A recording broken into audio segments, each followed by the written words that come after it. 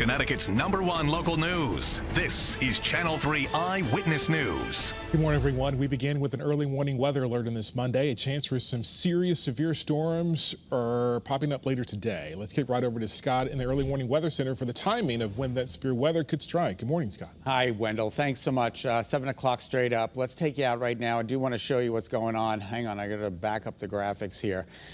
We are talking about the slight risk category for Connecticut, which is level 2. Not a particularly great category for us to be in. And just over the border, we are in the enhanced category. That's level 3. So certainly something to contend with as we move through the afternoon and into the evening hours. That is not too particularly good. Okay, so typically when we are in the slight risk category, we do receive these strong storms, especially in western Connecticut as it makes its way from west to east. All right, here's early warning futurecast, tomorrow's weather today to show you what's going on. By noon, we're still fine. By 3, 4, 5 o'clock this afternoon, we're fine. 6 p.m. this evening, it starts to get really rough around here. And then 6 p.m., 6:30, it's still rolling across. It's a fast-moving system. By 8 o'clock, it's pretty much winding down. By 9, 10 o'clock, it's over. All right, here's the wider perspective so you can see the storm rolling in. This is in northeast and southeast Pennsylvania around 3 p.m. this afternoon, and then it becomes our problem again, 5, 6 o'clock, 7 o'clock, 8 o'clock, it's rolling through, and then it's winding down. So for 20 towns in 20 days, not looking too great in Simsbury today. All right, 48 is the typical overnight low, 72 is the normal high. We're going to be substantially above that. We've got fog to greet you this morning, particularly along the shoreline. Groton, you're at 0. Chester, you're at 1. New Haven, you're at 2. So again, for 20 towns in 20 days in Simsbury, we are expecting lightning and thunder by 5, 6 o'clock this evening. So that might be something we'll have to contend with. All right, in the meantime, temperatures out there, warm. It's 60 in Willington, 62 in Berlin, 57 in Old Saybrook, and then partly cloudy to start with fog this morning. 62, 64 is the spread right now in northern Connecticut, 59 for Chester, 57 for Groton, and then the dew point values are going to be in the low 60s this morning. So it's like relative humidity cranking at about 100%. We're basically flat from where we were 24 hours ago in terms of temperatures. It's another mild start out there. The winds are calm, but they will be picking up with these embedded thunderstorms later this afternoon. We could see gusts in excess of 60 miles an hour in these storms. 62 right now in New Haven. Better visibility there, but very poor visibility in Old Saybrook. A little bit of fog draped across the Connecticut River in Middletown. And then we are talking about partly to mostly cloudy skies through the afternoon for the shoreline, partly sunny skies in inland Connecticut. So that'll warm the temperatures up to into the low 80s. And then you'll notice the temperatures cool off during the storms when that rain is coming down. More of the same for the immediate shoreline. You guys are going to be in the upper 60s, low 70s during the day today. Depends on what part of the shoreline you're in, and then strong storms are expected later. So the satellite and radar confirms there's not a lot going on. You can see the action moving through Ohio. And as we take a look once again, the severe threat is great over Connecticut.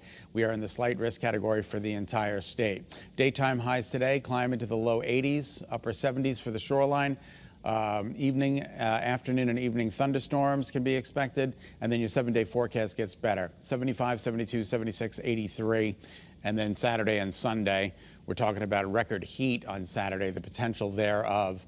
And then 87, humid with a chance for showers and thunderstorms on Sunday. But it looks like a fairly tranquil week once we get through this afternoon and this evening. 7:04 is now the time. Wendell, we'll send it back to you. Scott, thank you. Parents across the country are still scrambling in this national crisis to find baby formula. Channel 3 Eyewitness News reporter Marcy Jones is in North Haven at the Diaper Bank of Connecticut, where in just a few hours, state lawmakers will be pushing for answers and action in hopes for a speedy resolution. For weeks, consumers have noticed empty shelves in the grocery store's infant aisles. It's estimated that baby formula is 43% out of stock nationwide. Connecticut lawmakers are feeling the pressure and have written letters demanding swift action from both the Food and Drug Administration and the Federal Trade Commission. Sparked by a massive recall at a major producer plant and fueled by global supply chain issues, cases of price gouging and scams have also increased. Infant care experts say they're concerned the shortage is leading parents to find unhealthy solutions. There's currently online a recipe going around to make your own formula that includes evaporated milk and Karo syrup. Okay, that is not nutritionally sound. It is not a great recipe. It's not even healthy for your baby. Try to stay away from those do-it-yourself recipes. Marcy Jones, Channel 3 Eyewitness News.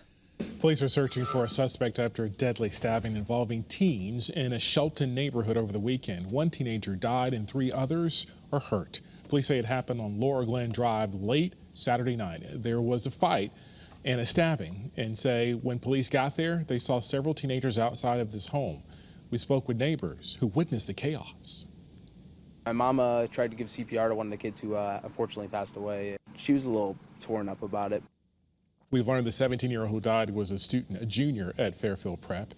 The school released a statement in part saying, quote, "As the school responds to our grieving community, we hold him and his family and friends in our prayers at this difficult time," end quote. Again, police are still searching for a suspect. They're asking anyone with information to give them a call. In Hartford, police are also looking for suspects in a pair of deadly shootings over the weekend. The most recent happened around 3 yesterday afternoon on Washington Street, right by Hartford Hospital. Police found the body of 30-year-old Jamie Holmes of East Hartford in an apartment. The second victim is in critical condition this morning. Friday night, 24-year-old Jordan Maddox was shot and killed on Bellevue Street. Police found him behind the wheel of a car that crashed. These are the city's 14th and 15th homicides of the year. Now to a story that is in Newtown that's capturing lots of attention. The Department of Energy and Environmental Protection is investigating the deadly shooting of a popular female black bear named Bobby. We've learned an off-duty Ridgefield police officer was involved in this shooting, but investigators have not said what or why or what led up to it or exactly where it happened.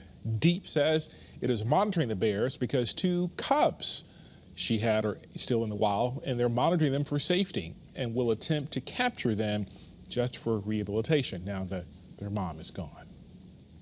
We thank you so much for tuning into Eyewitness News. Remember, you can get weather updates anytime on the Channel 3 app to stay weather aware this evening. Let's take a live look outside on this Monday. Please enjoy your Monday. Have a great day.